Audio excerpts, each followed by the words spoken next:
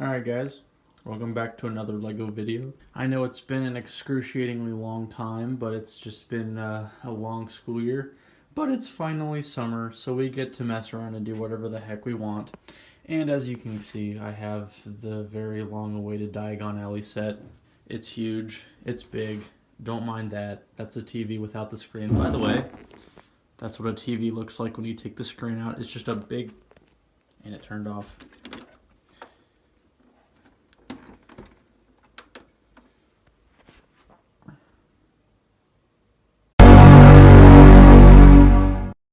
Just kind of a good source of light. And then we have a disc light over here, and then there's my bed right next to it, but we're not going to look at that. So I actually spent a long time working and editing and filming for this set a long time ago, like way beginning of this year. And I got all the way up until that part, and then the computer died.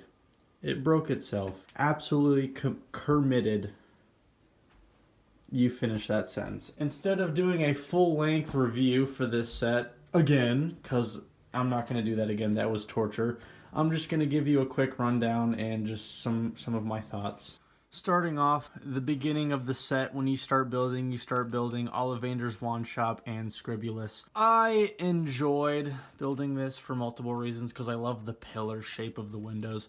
And it was super cool, and we got a little sign right here that kind of waves, has the Ollivander's logo on both sides. It's pretty cool. Oh, I just broke a window in. How do you fix that? It's probably nothing. We've got a couple owls hanging on up here. This guy's kind of like on some drugs or something. I don't know what's up with this. But, yep, two owls just hanging out. And then right here, there's supposed to be a owl that's holding the sign that says "The Boy Who Lived." Yeah, so here's the owl. It's actually, in fact, Hedwig. Gonna zoom into that bad boy. Spotlight cam. Woo! It's kind of shaky because I'm super zoomed. There he is. Beautiful. And we look at Scribulus right here. It says Scribulus. Cool window. Kind of floats above a grate. You can stick your finger in there if you want to. Don't know why, but you could. And there's a cool little sign that says Fear of Flying Classes. And then, don't even know. The inside of Ollivander's Wand Shop is pretty sweet. And you got a little staircase that opens and closes like this. So it's compact and flat against the wall if you want it to. Or you can pull it out so your little dudes can walk up the stairs. But on the inside here, we do have some cool items, such as a wand box right back there. I don't know. There's the wand box right there. And a little candle. And there's actually a little lamp hanging from the ceiling. And then right here at Ollivander's little desk, he's got something he's writing down. And right in behind his desk, you can pull out, let's see, you can pull out one, count it, one little wand box. The rest of these are just like plates you stack up, not plates. I promise I build Legos. I promise I know what I'm talking about. Not plates. Oh, and right behind there on the window is some more doodads. But let's stick this back in. And yes, there is in fact a wand in here. These new wand box pieces are pretty nifty. And they're pretty cool. I like them. Let me stick that bad boy right back in there. If I can get it. There we go. And it just kind of sticks in. It doesn't go any further. It just kind of sticks out weird, but that's fine. Over here, inside of the staircase, we have some more wand boxes. These are, in fact, the openable wand boxes that I just showed you. And we have our little door, and it opens inward. And there's no doorknob on the outside, which is weird, but that's fine. Over to the Scribulus side. Let's close that. Over to the Scribulus side, we have cool little new doodads and stuff. This is a smaller shop, just to take up space, to be honest with you. And there's a little parchment right there in the front window. The main attraction in here is this desk and the wall full of quills and ink and scrolls right there. And that's just about it. And the door opens and closes just like that. And let's go ahead and move on up. The second floor for Scribulus is actually cooler. It's dusty. Cooler than the first floor. What I like about the second floor is that they include this Lego Ninjago skull piece, which is pretty sweet. And it just kind of sits right there. And I think you can take you can take the furniture out, and yes, this is a sticker. Ew. Yeah, I know. I puked too. But let's stick that bad boy right back in there. It's a pretty nice couch, actually. But And then you have a little potion right there and a desk and a little fireplace, but no fire. I don't know why there's a clip piece, because whenever I was building this, I was like, where's the fire? But there's no fire. On the Ollivander's side of the second floor, there's a swivel chair. Ooh, for all you guys out there that like swivel chairs. You're probably sitting at a desk right now swiveling around because you got... There goes the TV again.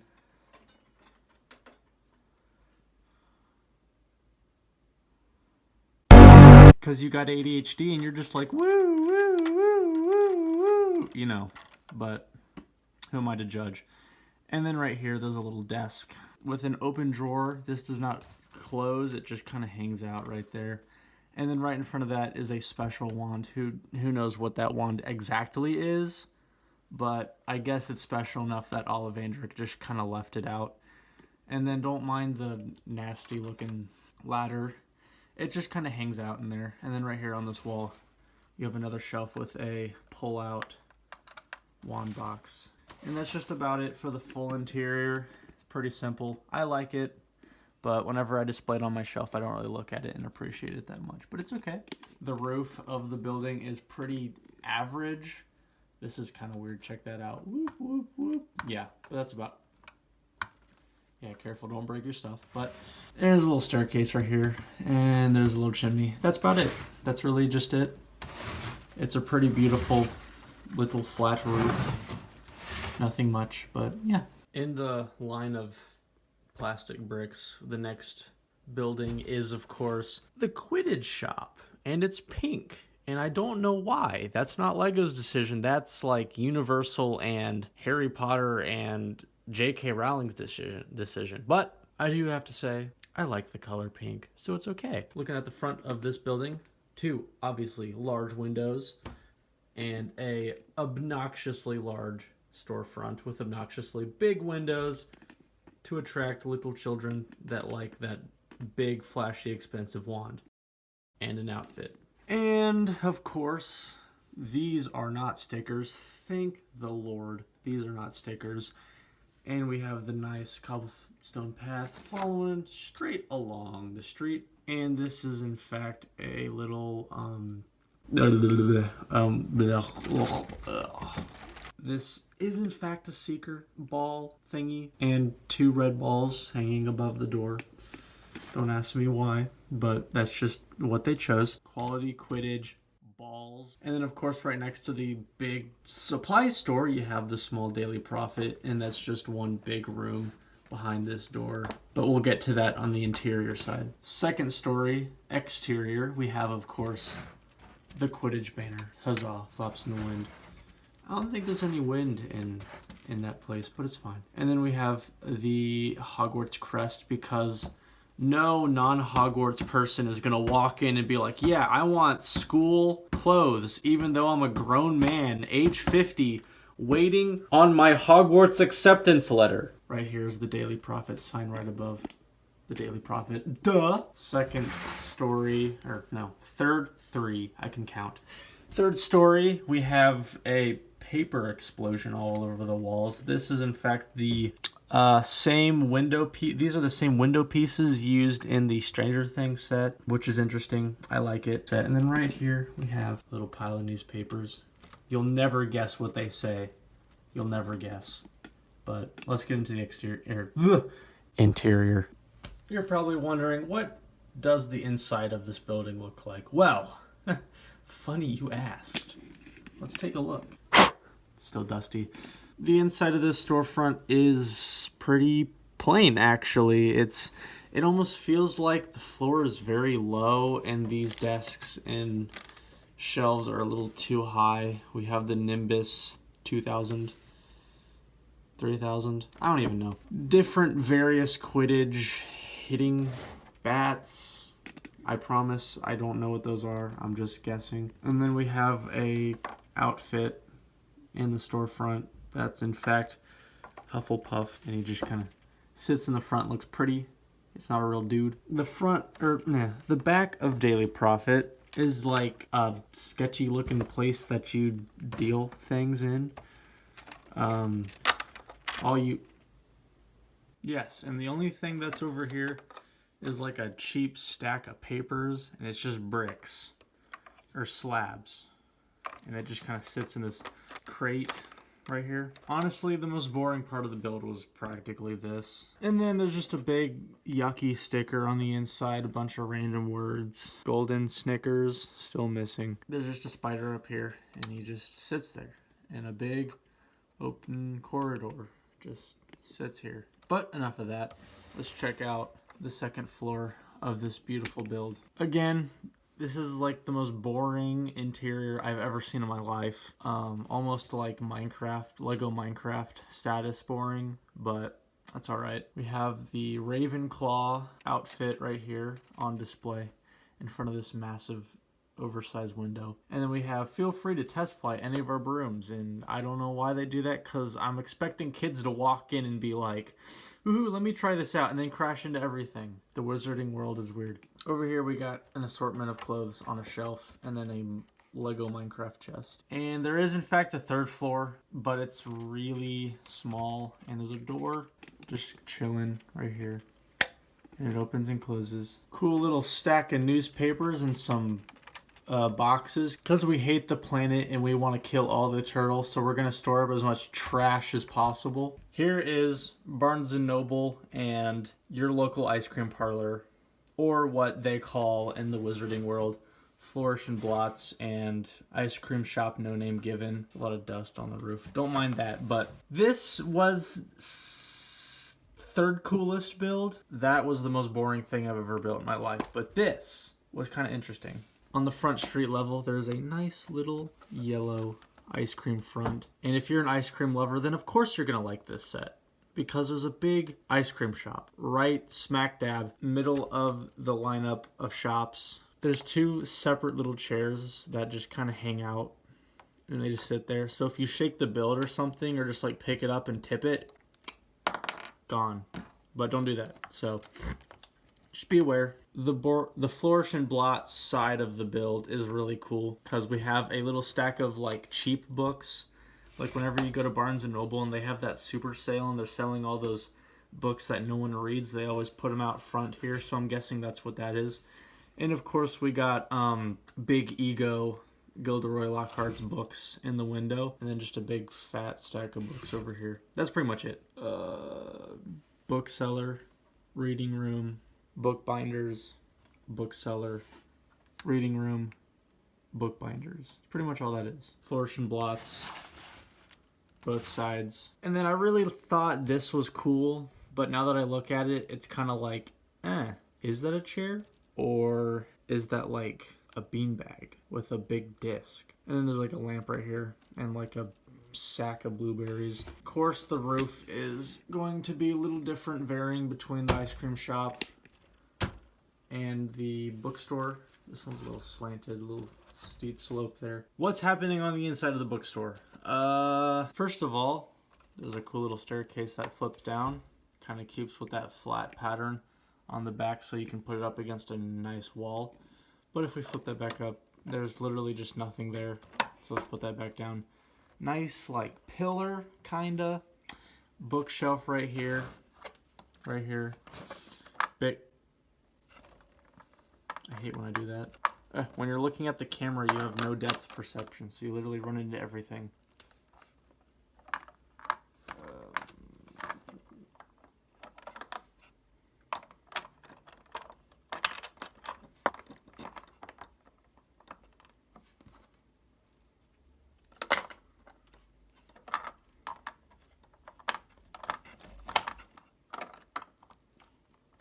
Oh my gosh, finally. Oh my gosh. Okay, dragon books. No alchemy books. Alchemy books, I assume. Don't even know what that is, but it's cool. Yeah, that's pretty much all there is to see. Oh, there goes my TV again. The ice cream side of this shop is pretty sweet, not gonna lie. I love the tiles. Reminds me of Freddy Fazbear's Pizzeria. There's like a cake case and a little ice cream cup and a bunch of cups in the back. I have no idea why there's a couch and a lamp and a carpet and a desk. I don't know, is this guy like homeless and he just doesn't have a house and he just lives here? I have no clue.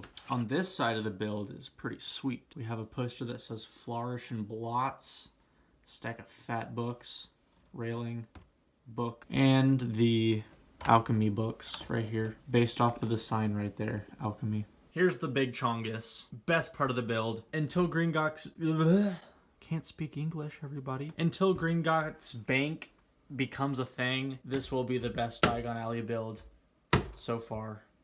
I don't know why I'm slapping so hard. There's actually two parts of this build. There's Nocturne Alley, which is just a square that just sits right here, and there's just an alleyway into like nothingness.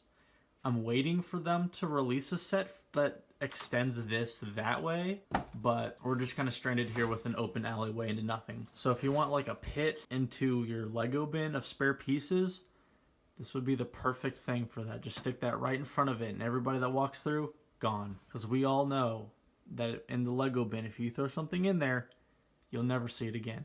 I guarantee that. What's happening with this little dude right here, you can see torso in the window. This arm kind of comes out like this, but you're just kind of supposed to rest it right there. And of course, just like in the movie and at Universal, his hat can move with the cool little lever. There's a lever right here on the roof that you just lift up, and it just lets you, oh, if you do that too hard, he permanently has his hand up. But that's about it. That's like the only play mechanic in this entire set, legitimately. It wouldn't be a Lego set without yucky stickers, and that's what this accomplishes. Is right here is Ard Wah Eases. Shenanigans for all. Weasley's Wizard Wheezes. I hate these dang stickers. Look at that. I messed up once and I peeled it off and it's just kind of permanently stuck like that. Can you see that? Gross. Disgusting. Lego, I paid $400 for this set and you do this to me. It's okay, I forgive you. Let's go look on the inside, shall we? Alright guys, this is Diagon Alley. This is the entirety of the inside. Pretty ugly. But mostly, the only thing you're really going to be looking at on the inside of this set is the shop. And if you've been to Universal, you'll get a lot of nostalgia from this. You'll be like, woo, I've been in there before, which is really cool. I've never been in there before, sadly. Of course, the staircase says, up, up, mayhem, magical, more, arrow. And I don't know why the cash register looks like this, but it's weird. And of course, there's like Minecraft Steve heads back here, but they're like stickered and Lego's lazy. Other than that, pretty cool. The staircase keeps going up even further. It's kind of hard to see back here, but of course we got another box that acts as a beam for the next floor. If you can't see that, like that stack of boxes on that shelf is like a legitimate beam in disguise. Here's a little torso guy right back there, and it's covered up by like shelving units and other things. Basic blaze box. I guess it's like a starter kit for whatever shenanigans you want to do. There's another floor. It never ends. This place is just huge. It's a big chongus, like I said. A lot of random things in here. That's a cool piece. I don't know what that's from. Weasley boxes. I don't know what's in here. You take a guess. It says wizard something. I don't know. I'm deaf. Blind. Not deaf. English isn't my favorite. There's a little balloon rack right here. I don't know why I'm so close to it, but there's a balloon rack. And you can spin that in so you can flatten it up against a wall if you so desire. And of course it wouldn't be the Weasley's place without a big bunch of random signs on the side of the building, like Jinx Off, whatever the heck that is, and the Dark Mark, which I don't know how they were allowed to do that because that's kind of evil in their universe, but whatever. A couple extra pieces that come with the set do include this little love potion thing right here, and it's just a little stand with these little love potion displays. Here's Gilderoy Lockhart's desk that sits in Barnes & Noble. And of course he has a fat stack of his own books that he's signing at the front desk. Another cool item that comes with this set is, of course, spoiler alert, the plaque. It's been a long time since this set released, so you should probably know that this comes with it. If not, then I'm sorry for spoiling it for you. But of course we have Sut, Harry, and Basic Hagrid. And of course we have a plaque that says, "Welcome Harry to Diagon Alley, Rubius Hagrid." And let's look at the minifigures. First minifigure is, of course, the Harry Potter minifigure, and he's wearing his basic robes and the basic face. You know, just average. Next minifigure up is Ollivander, and of course he's holding a wand box. We've seen this torso piece on a Gringotts Bank employee, I'd say, from the Christmas calendar set, which I do have. And I don't know why Lego's reusing torso pieces, because that's kind of lame. Here's a very cool looking Gilderoy Lockhart. Okay, this is a very cool looking Gilderoy Lockhart. I admire the heck out of the purple design. I love this guy's torso. And of course he has yellow on the inside for the cape and purple on the outside. This is one big thick cape. Here's Hermione Granger. Kind of same outfit as Harry Potter, and the same Hermione you've seen like a million times. So I don't really have to like explain much of this. Here's your basic smug face Draco Malfoy. Very plain. Kind of the same Harry Potter torso except green with the Slytherin outfit. And that's all for Draco. Here's our favorite ginger of all time. That is Ron Weasley. Same outfit, blue pants. Here of course is Fred and George, and there is in fact a difference. For one, they have both different facial expressions, and for two, their outfits are slightly different, which is pretty cool. And this is, of course, Fred and George. Here is Ginny Weasley, and she's picking up Gilderoy Lockhart's Magical Me book. There is many of those in this set for some reason. It does make sense, but she's wearing a strange-looking pink cultist outfit with black pants, and that's just basically it for Ginny Weasley. Here of course is Molly Weasley, basic mom haircut. We've all seen it before, don't act like you haven't. She's wearing a hooded mom dress. That's what I'm going to call this. Here's Florian Fortescue. If I butchered that name, I apologize, but he has a smile on his face because he loves serving ice cream. Chocolate little outfit. On the back, he's got a vest, print, and spoon and ice cream. That's pretty much it. Lucius Malfoy. You know he's sketchy because he hangs out in Nocturne Alley all the time. Who knows what the heck goes on in there, but it's pretty scary. Of course, Lucius Malfoy looks similar to the bald guy from Superman, and he is like the kryptonite and stuff. I don't even know what his name is anymore, but that's kind of like what this face print is from. Pretty lame. Honestly, I think Lucius Malfoy should have a special face print because that's pretty boring. I mean, does this strike you as Lucius Malfoy? No, it doesn't. It strikes you as bald guy from Superman that you can't remember the name of. But other than that, I like his torso with the nice, unique print, long hair, and he has his staff too, which is pretty nice. So that's Lucius Malfoy. And here is the Daily Prophet photographer, no first name or last name given. He has long, scraggly hair and a big hat. That's pretty obnoxious, but it's a cool piece.